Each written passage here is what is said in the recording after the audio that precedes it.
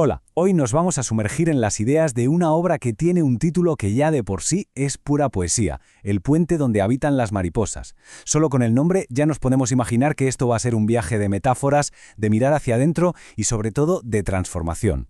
Y aquí está la idea central, el corazón de todo este planteamiento. El puente no es simplemente un sitio al que llegar, sino un espacio en sí mismo. Un lugar de paso, de metamorfosis, donde algo tan delicado y tan lleno de vida como una mariposa puede, de hecho, habitar. A ver, todo este viaje se sostiene sobre tres verbos. Tres acciones que, si nos paramos a pensarlo, definen nuestra existencia. Nos invitan a preguntarnos, ¿qué significa eso de construirnos a nosotros mismos?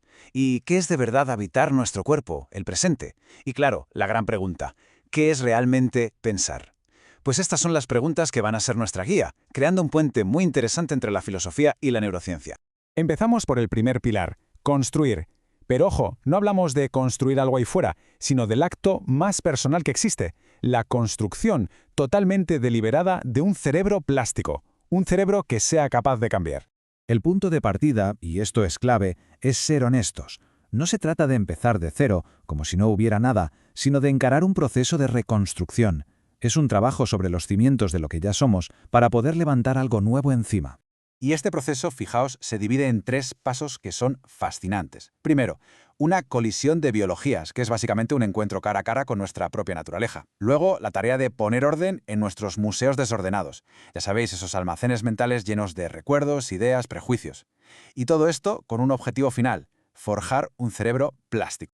Entonces, vamos al lío. ¿Qué es eso de un cerebro plástico? Pues en pocas palabras, es la capacidad que tiene nuestro cerebro, y esto está más que demostrado por la ciencia, para, digamos, reorganizarse, para cambiar su propia estructura, su funcionamiento, creando nuevas conexiones entre neuronas. Y ojo, que esta idea es una auténtica revolución. ¿Por qué? Porque significa que no estamos para nada condenados a ser siempre iguales. Es, si lo pensamos bien, la base biológica de la esperanza, la prueba de que el cambio es posible. Vale, ya hemos puesto los cimientos de esa construcción mental. Ahora el viaje se vuelve hacia adentro. Pasamos al segundo gran pilar, habitar, que no es otra cosa que aprender a vivir en nuestro propio cuerpo, bien anclados al presente. Para entenderlo mejor, podemos imaginarlo como dos orillas. En una orilla, la del intelecto, vivimos perdidos en la cabeza, en un run-run de pensamientos, totalmente desconectados de lo que sentimos físicamente. En la otra, la del cuerpo, vivimos desde dentro, sintiendo, anclados en el aquí y el ahora. El verdadero desafío, claro, es aprender a cruzar el río que las separa. ¿Y cómo se construye ese puente entre las dos orillas? Pues con la herramienta más básica, más fundamental y más accesible que tenemos todos, la respiración. Es el ancla que nos trae de vuelta una y otra vez al momento presente, a nuestro cuerpo. De hecho, la obra nos propone una especie de epistolario de la respiración, como una serie de lecciones. La primera carta nos invita a algo que suena muy simple, pero que es increíblemente potente, la simple contemplación de cómo respiramos, sin juzgar, sin intentar cambiar nada, solo observar.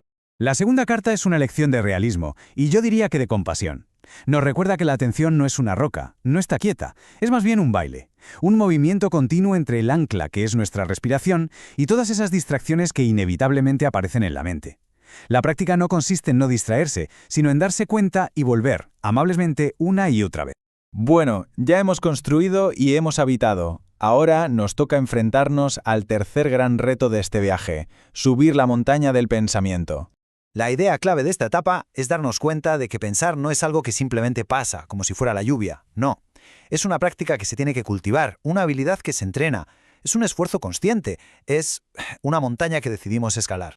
Y claro, escalar esta montaña significa que tenemos que entender cómo es, su anatomía, significa aprender a pensar con estructura, pero también, y esto es muy importante, reconocer esas formas sutiles con las que evitamos pensar en profundidad. Se trata de ser conscientes de la huella que dejan nuestras ideas y de esa habla silenciosa, nuestro diálogo interior que no para nunca.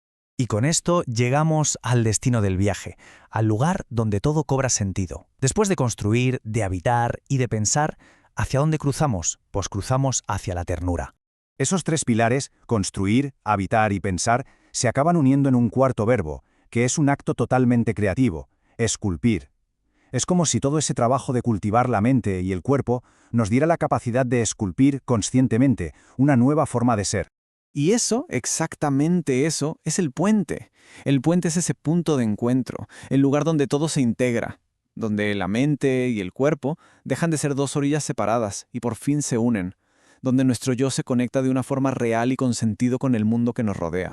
Para que nos hagamos una idea del calibre de este planteamiento, la obra traza un recorrido fascinante. Consigue conectar las reflexiones filosóficas de Heidegger sobre el construir, habitar y pensar con los descubrimientos de nuestro Santiago Ramón y Cajal sobre la plasticidad de las neuronas. Es, ni más ni menos, que la unión de la poesía con la ciencia. Y así, volvemos a la imagen de las mariposas, porque al final, el destino de todo este viaje no es llegar a un sitio físico, a un lugar, es alcanzar un estado del ser, un estado de integridad, de presencia, desde el que la transformación personal, como una mariposa, por fin puede echar a volar. Y la obra nos deja con esta reflexión final, que es tan corta como profunda.